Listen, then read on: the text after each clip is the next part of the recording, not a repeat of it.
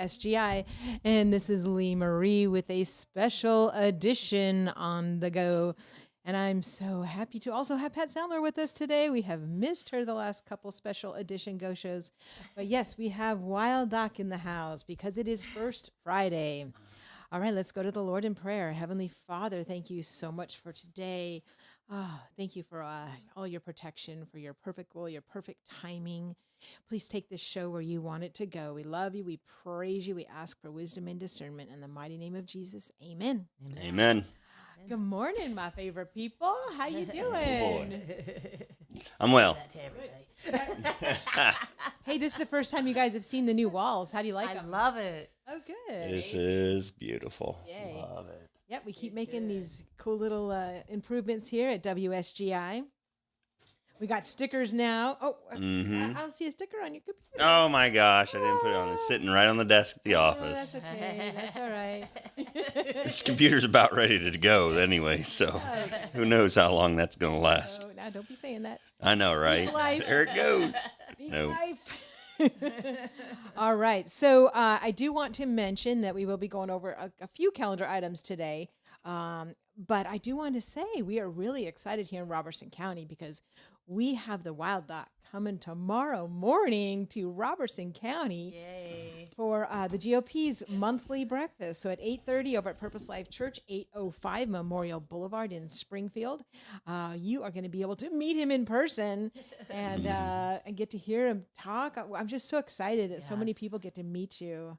Yeah. Yeah. Well, I hope so. Excited what he's going to say. Yeah. I mean, still not exactly sure what I'll say. That's I've had a lot of okay. conversations You know? with Lee about just, I think there's a lot to say. Obviously we're going to focus on the healthcare issues. Healthcare freedom is a major issue within the, the arena and circle of influence, the people that that I run around with, my friends, my family. It's huge right now that we wish to be able to take our health, our children's health into our own hands.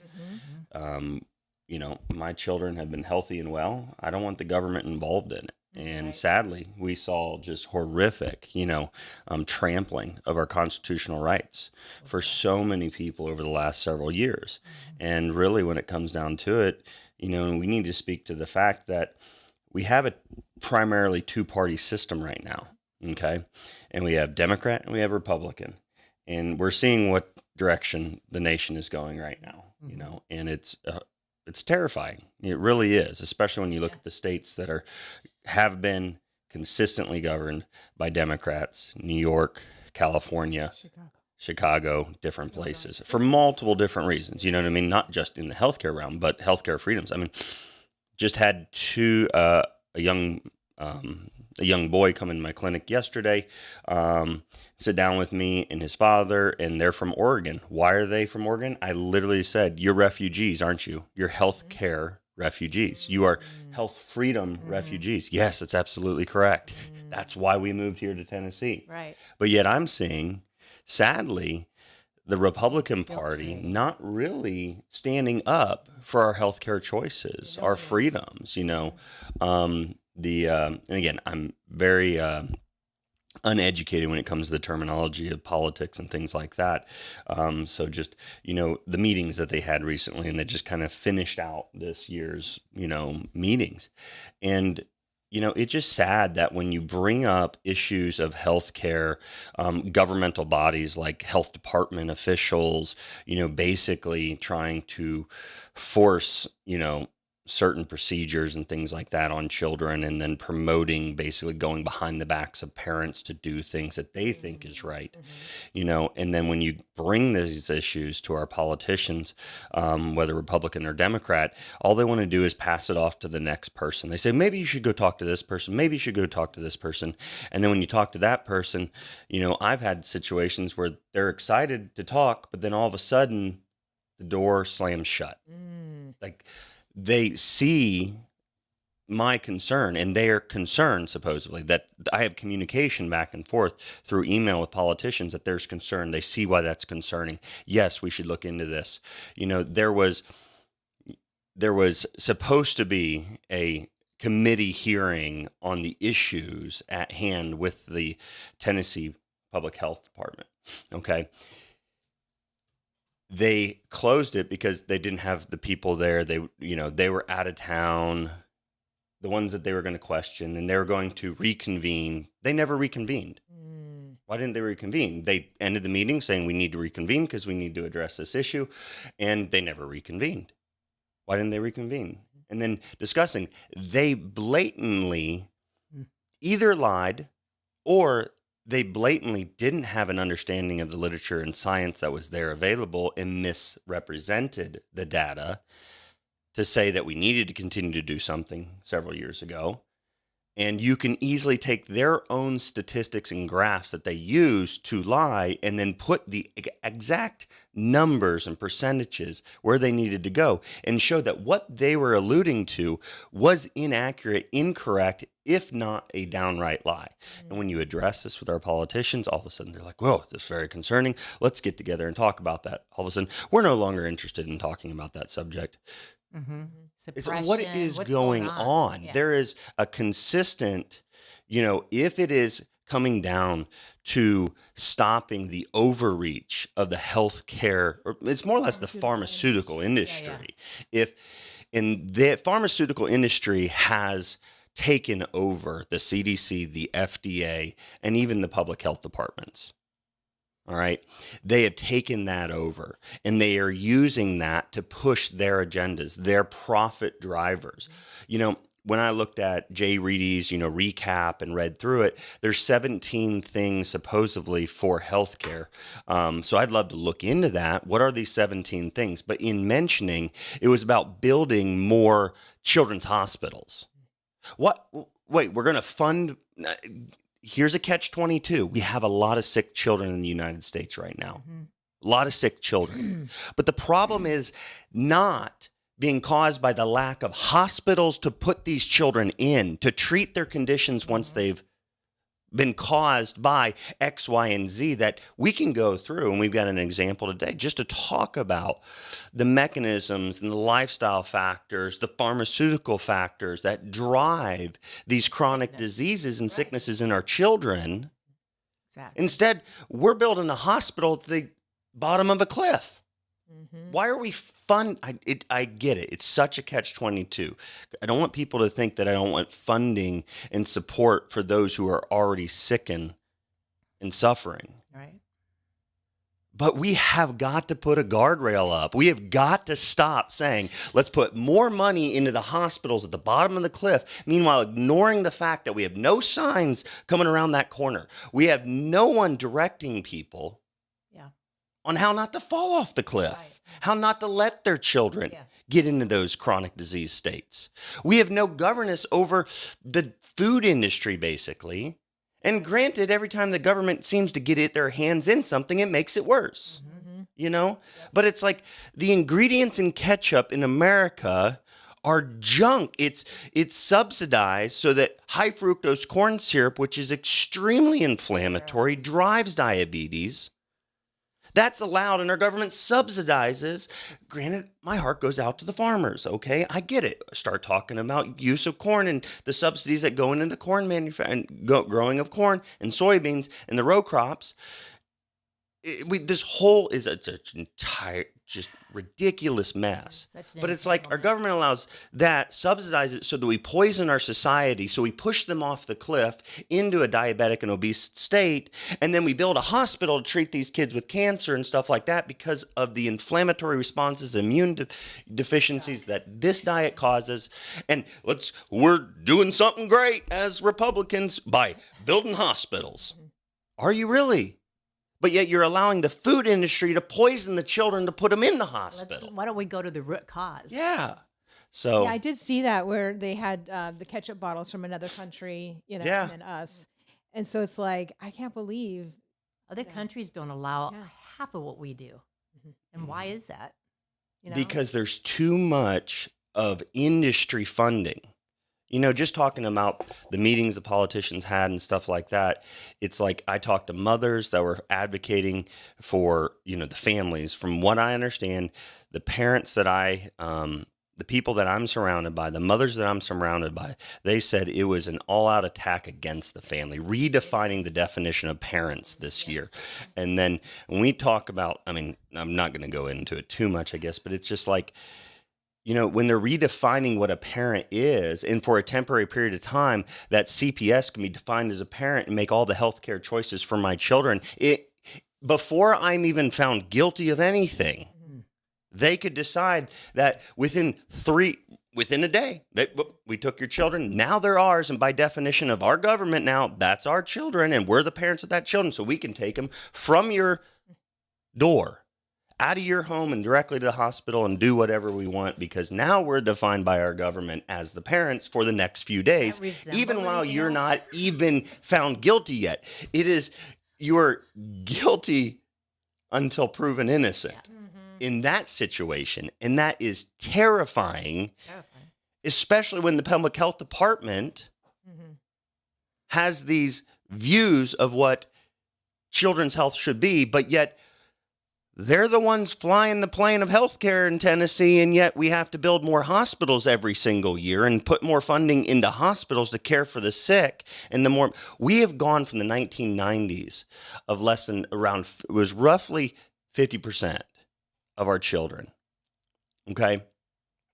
Oh man, I need to pull the study up because it's insane. It was 12%, I think. It was 12%, and now it's over 50% of our children are diagnosed with a chronic illness. Yep. From 1990s to now. Wow. From roughly 10% to now over 50%. Who has been at the helm of this ship for the last 20, 30 years? You don't deserve to drive anymore. No. Something needs to be done. I mean, need an overhaul. All right, let's take a commercial break, and we will be right back.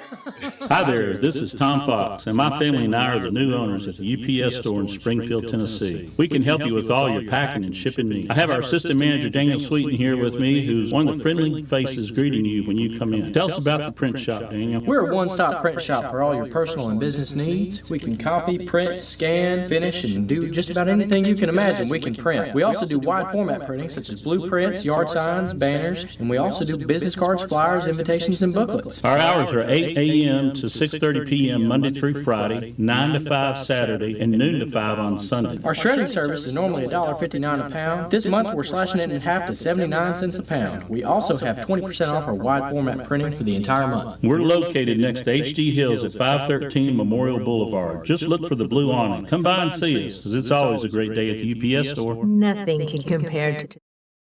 All right, I am back in studio with a special edition Go Show with the Wild Doc, and I am getting so excited for tomorrow's talk, let me tell you. And so today is a special edition Go Show, and we'll be here until 9 o'clock, and I'll have some calendar items a little bit later. But we are joined with Pat Samler and Wild Doc, and so let's go ahead and continue coming in hot. Yeah, that's right. Good Lord, where do you lead us? Yep. All right, go ahead. Where do we leave off? And so let me say this. I kind of speak to the Republican Party. That's what I've registered my entire life. That's the direction I've voted my entire life because I believe and believed that the Republican Party would best protect my freedoms, my right, my constitutional right, to choose for my family, raise my children the way I feel is fit, the way I feel biblically is the way we should, But what I'm seeing, and let me clarify, why did I say about the family that just recently came to me? And this is like tons of people.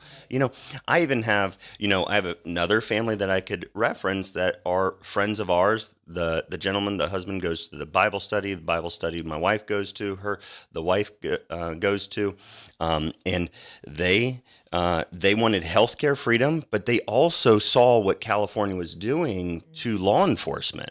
And that's driven by Democrat. The Democratic Party is on an all-out attack to restrict the choices of people. I mean, you look at the forced over the last several years, the forcing that you're not going to have a job if you don't do and take what we tell you to take.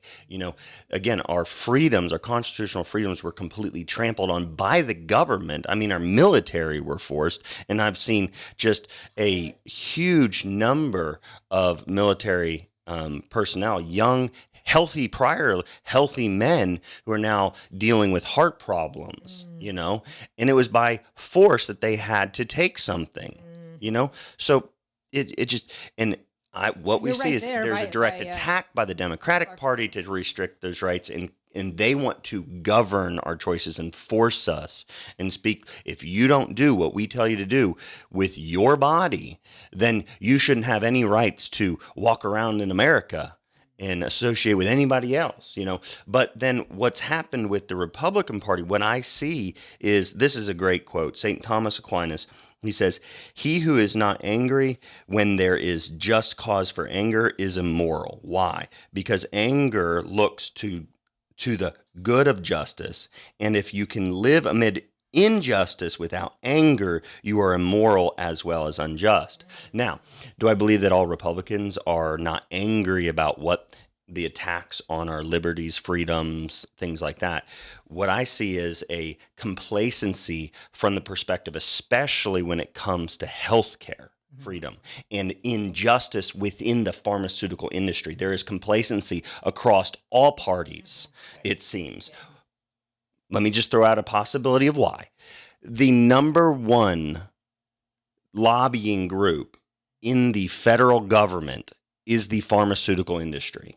Maybe that is why there is complete complacency when peer-reviewed medical literature says that the FDA is actually allowing and helping to cover up the pharmaceutical companies' fraudulent development of drugs, and then they allow drugs that have a higher mortality and death rate to be put on the market, and then don't tell doctors when they find out the drug companies committed fraud.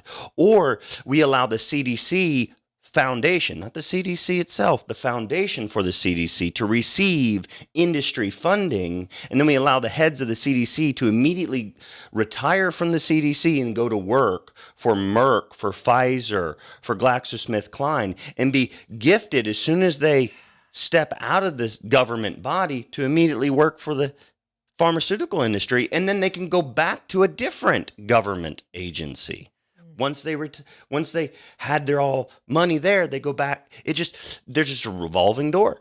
And it's complacency of the Republican Party that frustrates me. And then it's the attack to enable more of that by the Democratic Party that scares me. Mm-hmm. So I'm angered by both actions or inaction. Mm-hmm. Does that make sense? Yes, definitely. Who was it that said it?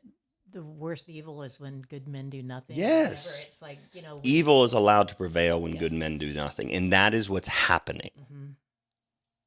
I mean, I have emails again back and forth to politicians in Murfreesboro, went there with a group of mothers, spoke about healthcare freedom, had a medical textbook showing that certain pharmaceutical products were causing serious autoimmune diseases. Mm-hmm. It's a medical textbook. It's not off-the-wall conspiracy theory, It's a medical textbook recognizing the fact that some of the products that he sells as a politician, owning a pharmaceutical delivery system, and granted, his approach is, well, we help those people with MS and autoimmune diseases that can't leave their home very easy, and we bring them their pharmaceuticals. And then I'm like, okay, so you're making money off of that. Meanwhile, I can show you're making money off of this, which causes autoimmune diseases, and then you're making money with your business solution to treat their symptoms in their homes. And so you're causing and contributing to the number of people who have autoimmune diseases, and then you're making money. And he's like, I've never seen this stuff before. I've never read that. Let's sit down with you more. Okay, email you. Okay, yep, I'll look through these, send him the email from all the research studies that I handed him that day. I'll look through these, get back to you. Never got back to me. Hey, when we sitting down? Are we sitting down? Nothing. Nothing. It's just like, that's complacency. Yeah. I just addressed the fact that what his livelihood is driven by could be reduced. so as to allow for less people to succumb to the autoimmune epidemic that is facing our nation. Like, that's building a guardrail. He didn't want to build a guardrail with me. He didn't want to address, I showed him the article on the FDA covering up and not warning doctors. And this is where I get frustrated. And I allow that anger and frustration to come out sometimes in a fashion that seems to be angered towards the doctors. And Righteous some anger. people have to help me step back and say, and clarify that my heart breaks for the doctors, because if I was in their shoes and I was led to believe by the pharmaceutical industry, the people I thought were teaching us. See, the pharmaceutical industry can fund and pay for the textbooks of medical doctors while they're in school. So they're kind of buddying up to them, help them Plus, the pay for their education, things like that. And then they pay grants and funding to the universities, and they'll restrict those grants and fundings to the universities if the university doesn't do research trials that show that the drugs are good.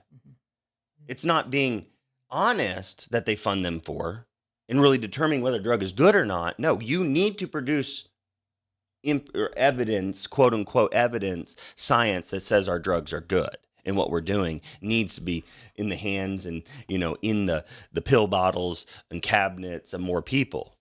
And we'll restrict our funding to these universities if they do not produce science that says our drugs are good.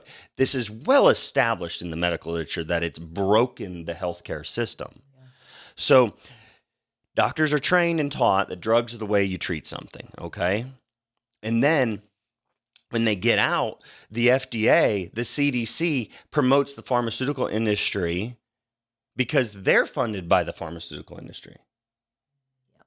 And then the FDA is supposedly, the document, I believe it's the journal. Yes, it is. It's the Journal of American Medical Association has an article and research paper evaluating this, like 78 cases. They took 78 cases, the FDA finding everything from fraud to improper recording of statistics, basically everything that mucks up a good clinical trial to show. They found research fraud with cancer drugs and multiple other pharmaceuticals and devices for surgical implants and things like that. They had one time where the doctor committed criminal negligent homicide, killed a patient because he was basically covering up the blood test that said you should not be putting these patients on chemotherapy because they're too weak, and if you do, they're going to die. So he's shuttling them into the arm of the drug they wanted to make look bad and make this other one look good. So he was kind of saying, it's sandbagging. Let's sandbag it by pushing the sicker patients into the drug arm that this drug company wants me to make this drug look good. He was found guilty of criminal negligent homicide. He didn't lose his license. He served 13 months in jail, supposedly. I don't know how long he actually probably served that. He probably got out in good behavior. I don't know. But in the FDA, at the end of the article, says it's bound to protect the interest of the industry. It's bound to protect the identities of those in the industry. What do y'all think the FDA was paid by our government to do? People think the FDA is paid by our government with our tax dollars to protect the citizens of the United States from drug company fraud. But it said they did not, out of every one of those times that the FDA found fraud and multiple other violations, not a single time did they make any effort to warn the medical physicians in our communities that the drugs they were giving, maybe the chemotherapy that your aunt, uncle, maybe your child is getting right now, may be actually worse. And that's just what they were able to find. So if the FDA doesn't even do anything when they find fraud, how many times do you think the FDA agents are going to be like, I need to make sure that I really hardcore seek out and find those people doing fraud, because once I do, nothing happens. So what's the motivation of the FDA officials and investigators, inspectors to go into these places and actually do an efficient job if once they find fraud, nothing happens? You're a worthless, not person, but your position is worthless because you do nothing that you're supposed to do, which is protect the citizens of the United States against the fraud that the pharmaceutical companies continuously commit. Isn't it interesting that all the natural health care people have to note we're not regulated by the FDA? Yep. I mean, That's what you should look for. I just watched. exactly. I just When you watched see that. politicians. I've got it saved. I just watched a politician berating and questioning the Surgeon General of Florida because Florida did its own independent research and found that myocarditis and heart damage in younger individuals was a true thing occurring. Yeah. And they questioned him.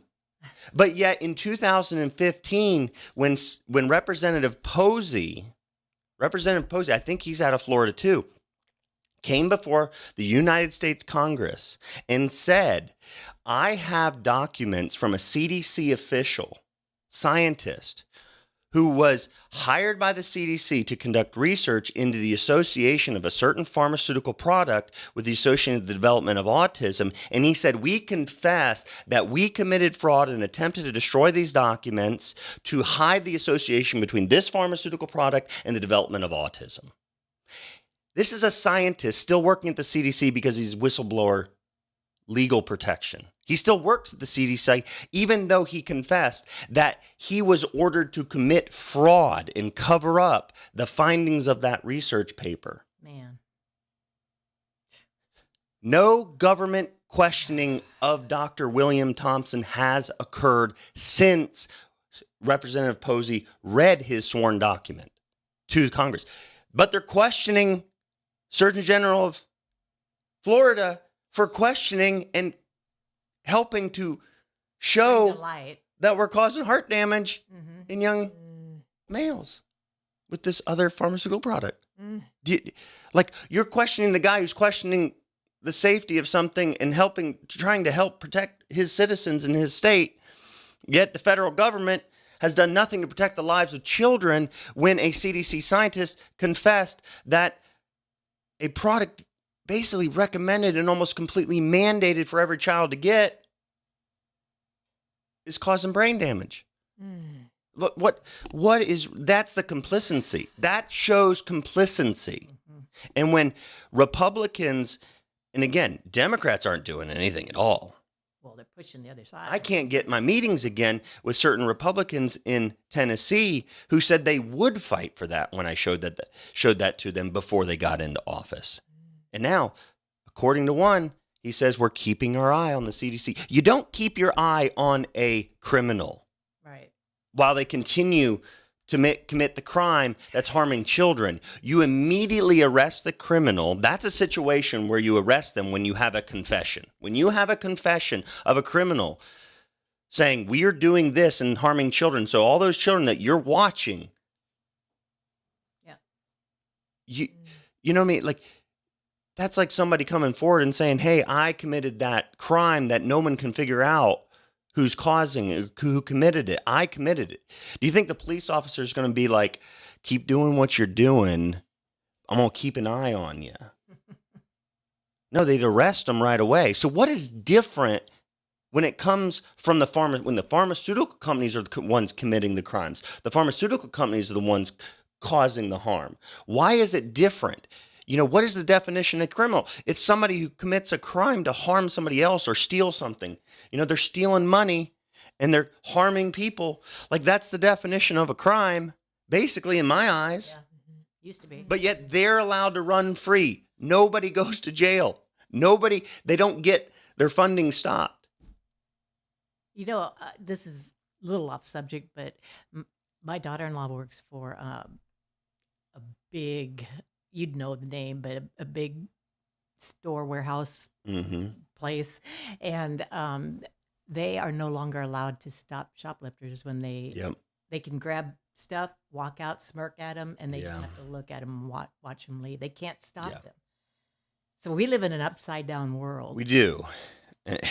Gosh, you know, I've talked to people in that situation. Actually, I had a conversation with somebody, and it's basically because they don't want them to get hurt. And it's like, I agree, but it's that we're We're enabling criminals, and the government is enabling and protecting criminals. The FDA is enabling and protecting criminals. We have what are called shell companies, a great article. It's like GlaxoSmithKline when Feds found Pfizer. No, Feds found Pfizer too big to nail. It's a great article. Wow. Great article. The Feds found Pfizer too big to nail. So long story short, Pfizer lied about the effectiveness and safety of a drug, and it caused serious harm, and then they illegally marketed it to doctors. So what happened was Pfizer went out, took sales reps, lied to medical physicians about the safety and efficacy of this drug, and then they got doctors to overprescribe it, and it caused addiction and death. Okay? So it's all documented in the court documents that Pfizer purposefully did that and purposefully ignored what the FDA gave them approval for, and went over and above lying to medical physicians to get them to prescribe more drugs. That's what they did, okay? They lost the equivalent of 3 months of profit. That's all they lost. And because what the government rules, our politicians, here's a good one, change the laws, okay? The laws currently allow pharmaceutical industry, the pharmaceutical like Pfizer, to use shell companies, which is a piece of paper. It's nothing but piece of paper that is Upjohn Incorporated was the owner of Bextra, that drug. So this piece of paper, this company, Pfizer owns that company. That company owns the drug because this shell company is the one found guilty. This is dissolved, pays 3 months of profit, but made millions of dollars on illegally promoting that drug and causing harm. Okay? But 3 months of profit is all the government fined them for. In the Department of Justice, he says the money is so great, it's just a cost of doing business. And they've even shown that the pharmaceutical industry, when they price their drugs, like how much they're going to charge you, your family members, insurance companies, they have their accountants go through and be like, okay, we're going to need to charge out of every $10 we make. Okay, we're going to need to set aside $1 of that to pay the court fines. But you're going to make $9. So since the court cases and the fines are only going to be $1 out of all of it, just factor that in, and just instead of, if you still want to make your 10, what you do is you charge 11, and then that $1 is there to go to all the court cases, but you still make 10. I always give this example. So basically our DOJ officials are saying that the money is so great and they pay minuscule fines in comparison to the profits they make. And then because the government laws say that the drug industry, if Pfizer committed the crime, if Pfizer was actually found guilty, which Pfizer wasn't, Upjohn Incorporated was found guilty, which is nothing more than a shell company. So if Pfizer was found guilty, Pfizer would no longer be able to receive government funding for research on drugs and things like in their products, which is the way it should be probably, right? I think so. Pfizer's the owners of the shell company, this piece of paper, but the piece of paper is dissolved after they found the piece of paper guilty. Wait, human beings committed that crime. Every human being that took part in the illegal promotion of that drug to doctors should be in jail and paying fines on top of every dollar that was made on that drug, not just 3 months. You know, here's the example I give. If for some reason my son, Amos, now he wouldn't do this because he doesn't really like, he might, you know, maybe he'd steal like organic grass-fed ice cream. You know what I mean? Like, so, like, let's say that my son decides, because I used to use candy bars as the example. He goes in the grocery store and, walks out because nowadays laws allow him to just walk in and walk out with a box of candy bars. So let's say, I don't know how many candy bars are in a normal box of candy bars, but for a simple example, he walks out with a box of 10 candy bars. Or again, organic grass-fed, ice cream. And he comes home with this, and I'm the government. I say, excuse me, Amos, I see that you stole that. I just found out that you committed a crime. Give me 2 of those. Give me 2 of those. 2 of those miniature tubs of grass-fed ice cream. And I sit there and eat. I eat one because the government gets the money, and then the people get the other one. Then I'm going to give that one tub back to the people that he committed the crime against. And Amos walks away with 8 tubs of ice cream. Mm-hmm. Yeah. That is what the government allows the drug companies to do right now. That is, they're There's no way around it. So every politician that allows that to continue to happen is complicit to them to continue to do what they're doing over and over and over and over again, because they have no punishment. That is not punishment. Right. I've just reinforced to my son that, wow, I can get whatever I want, and the punishment is so minuscule that it's actually a reward. I'm being rewarded. Mm-hmm. Yeah. All right, we're going to have to do another commercial break right now because it's already 20 till. Man, okay, let's go ahead. And I know everybody is having to mow right now, and some of you are having issues with your mower, so let's hear from Ridgetop Mower. Ridgetop Mower provides lawnmower repair, parts and service, pickup and delivery, and free equipment removal. Open 8 to 5, Monday through Friday, 8 to 12 on Saturday. Ridgetop Mower is located at 1101 Matthew Street in the heart of Springfield. Call Gary at Ridgetop Mower, 615-855-0044. That's 615-855-0044. And be sure to tell him Lee Marie sent you. Hi there. All right, I am back in studio with Wild Doc and also Pat Samler. And just a reminder, today is the first Friday of the month, which means we may be having the first Friday market tonight. We're going to find out at noon whether the rain is going to be cooperating with us or not. So stay tuned for that. I'll be posting on my Facebook page. Again, my Facebook page is just Lee Marie, a white circle that says rule number 1 in black. And even if the Friday night market is closed, you know what? I'm gonna still be at my studio, The Well, which is just to the left of Crossroads Bookstore. So I'll be playing some music. So if y'all want to come and just do some line dancing, I'm going to be there at 6 o'clock, which would be the normal time that the Friday night market would start. So anyways, it is 600 South Main Street, and I did just post the new classes that are going to be starting on Tuesday, May 14th.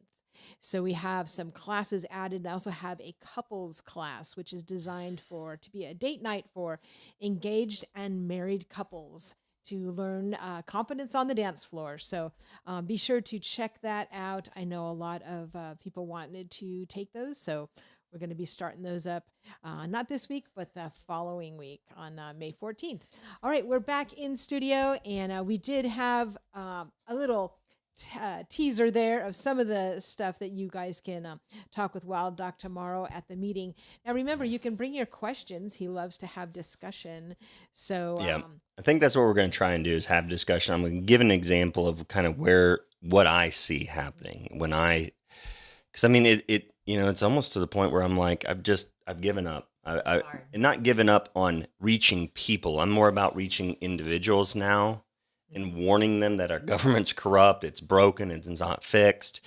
Mm-hmm. I've even had a pastor who spoke to a politician that I was frustrated with, and he said, well, he says the system's broken. To me, if the system's broken, stand up, say it, speak out about it, and walk out on it and say, it's completely broken, we cannot fix it, I can't do good in this system. And like you said off the air, Pat, what was it? Oh, About the Bible, it says you can't serve God and mammon, which is money. Yeah. Mm-hmm. Oh, yeah. And that's the thing is our politicians are just getting rich, and this guy's getting rich. Mm-hmm.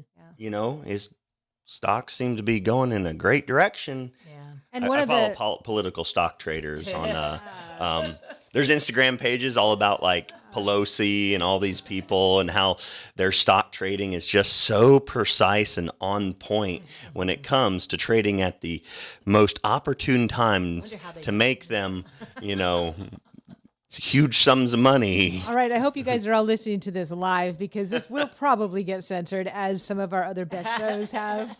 I've tried really hard not to use key terms Yes. of censorship. But I mean, I think the real important takeaway is you need to take your healthcare, into your own hands. Yeah, but we're afraid because families and people are taking healthcare into their own hands. The industry that used to be able to do it through deception and lies and convince people to buy their products. Yeah. Now that we see through their lies, we understand that that's not the healthiest choice. That's not the best choice for our children. We're making alternative choices now. Now, instead of this, well, we had them deceived. Now they know the truth. So now, since we don't have truth, we need force. Mm-hmm. And that's what bullying starts. We're seeing attempted to go on. and our politicians not doing enough about All it. right. Well, we did have a question about a disease, so Yeah. let's cover that.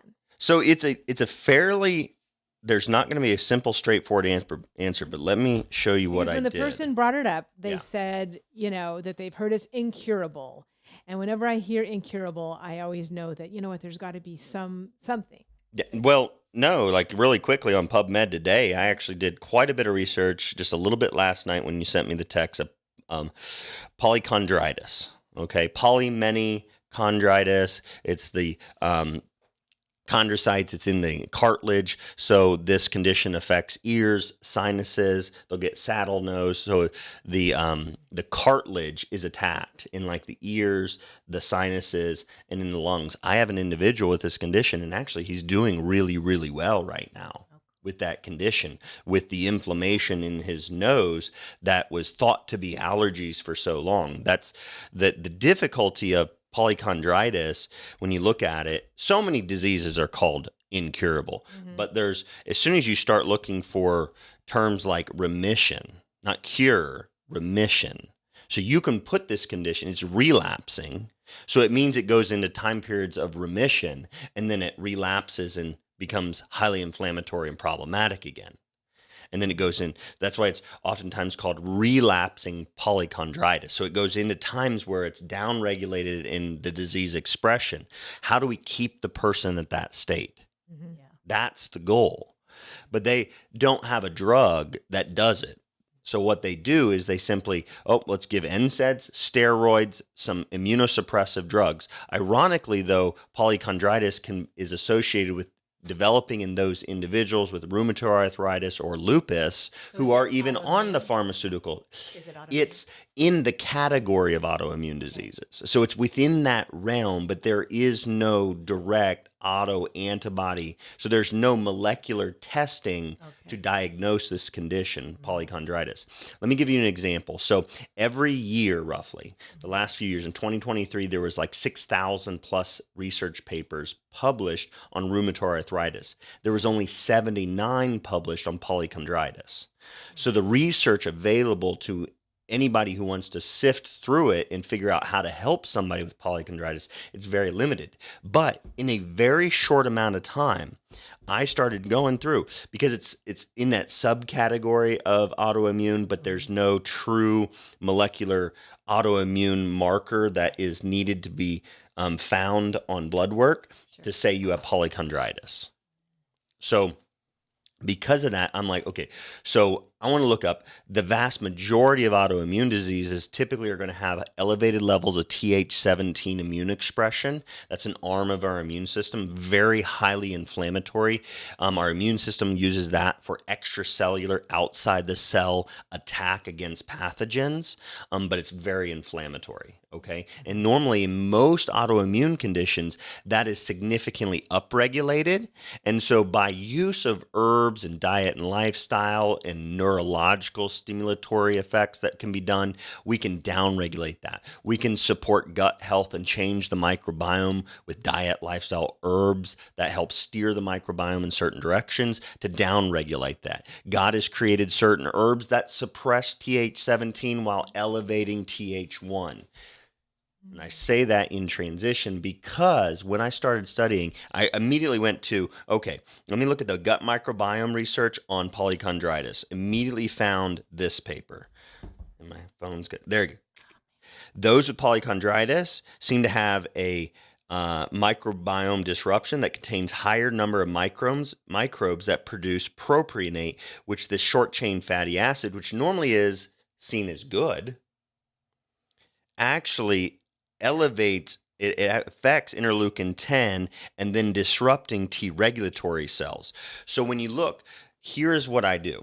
I say, okay, we have this vast knowledge of autoimmune diseases. So is it an imbalance in Th1, Th2, gut microbiome, Th17? I use my spidey senses to get online and PubMed it real quick. And I'm like, okay, what is the mechanism? What do we know? Oh man, this is extreme. Like I said, extremely poor amounts of research has gone into evaluating. But for me, what I just figured out is one of the keystones to that condition that is different than most other autoimmune diseases, that it's not just a upregulation. It's not primarily driven by an overexpression of inflammatory arms of the immune system. It's actually the opposite of what most autoimmune diseases are.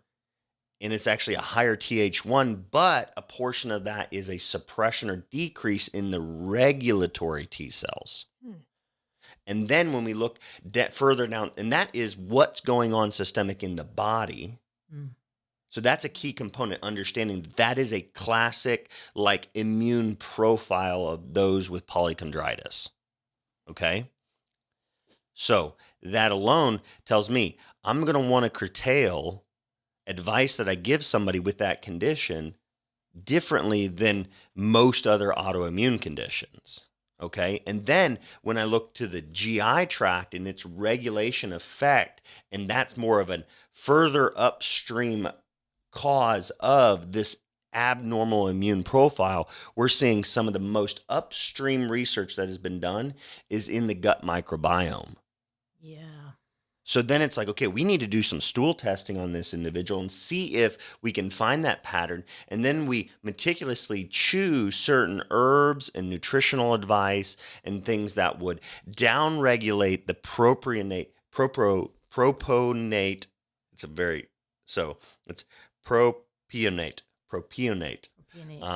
That short chain fatty acid. We want to promote IL-10 expression. We want to enhance T regulatory cell function. So I'm going to do my due diligence if that person were to come in my clinic and say, how do we assist and use what God's created?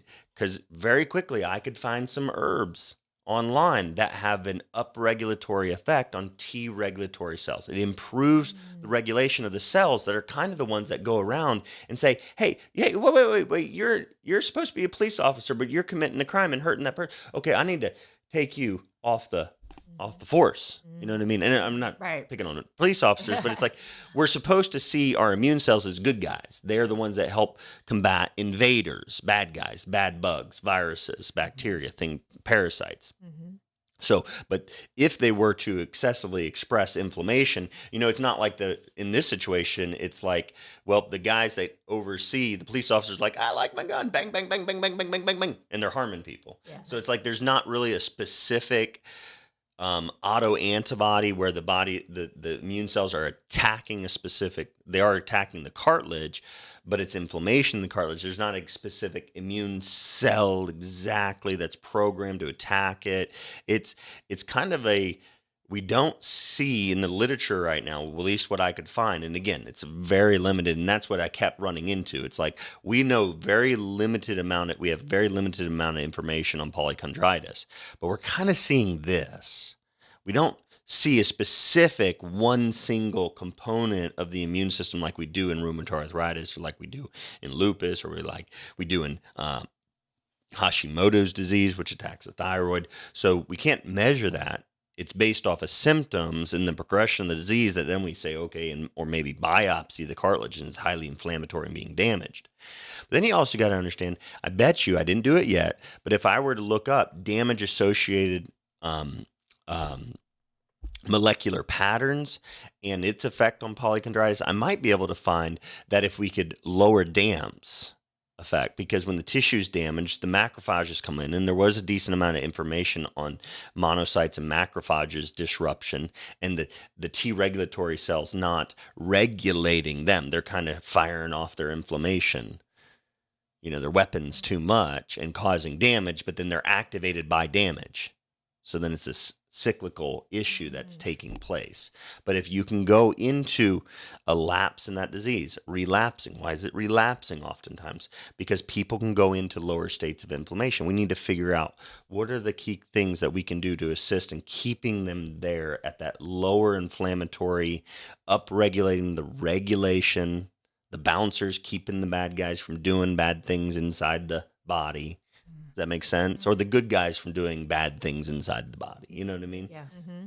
So that's the complexity. Like I tell patients all the time, I say, you're basically hiring me to do my homework on your specific condition.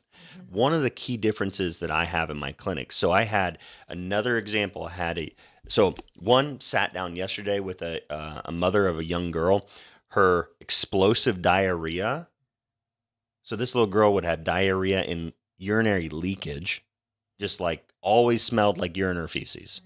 And she's like 3 or 4 years old and like is quote potty trained, but like severe, no control, sign of inflamed bowels, things like that. And we found with a stool sample that she had significant overexpression of immune responses in her GI tract, and that she was responding strongly against gluten. And so we did some dietary changes, and we did some herbs. And we used some herbs temporarily that block histamine to help downregulate the histamine expression in her skin, so her eczema got a lot better with that.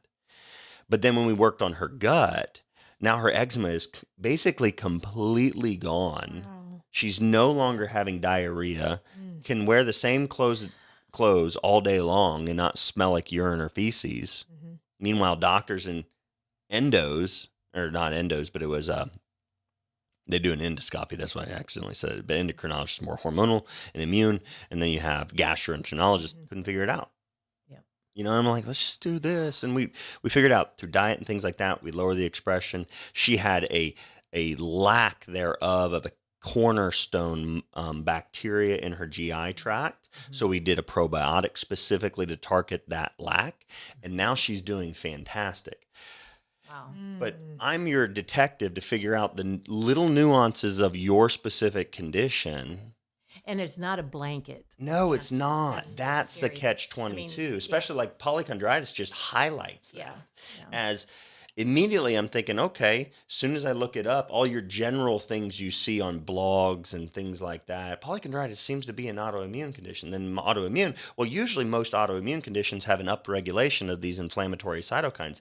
Actually, many found it normal or below normal in their levels, but a significant deficiency in the T regulatory. And then I said, okay, so how does that happen in the bloodstream? What affects that? Oh, let's see if the gut, because the gut has a huge impact on the immune response, immune balance. And so you find those nuances. All right, we only have 3 minutes left. I do need to do one more commercial, Okay. and then I want to make sure you tell people how to get a hold of you and whether they could even just like call and do a consultation over the phone, because I know not everybody is close to you, especially now that we have out-of-state listeners. Well, let's go ahead and hear about Southside Drug. Nothing can compare to the down-home customer service that you receive from a small-town, family-run drugstore like Southside Drug Company. Stop in and talk with the friendly staff. They've been specializing in hometown customer service for over 100 years. Store hours are Monday through Friday, 8 a.m. to 6 p.m., and Saturday, 8 a.m. to 4 p.m. For more information, visit SouthsideDrugCo.com. Be sure to tell them Lee Marie sent you. Hi there. All right, we're back in studio with just a couple minutes left, so I'll have Miss Pat do the closing prayer at the end, if that's all right with you, Miss Pat.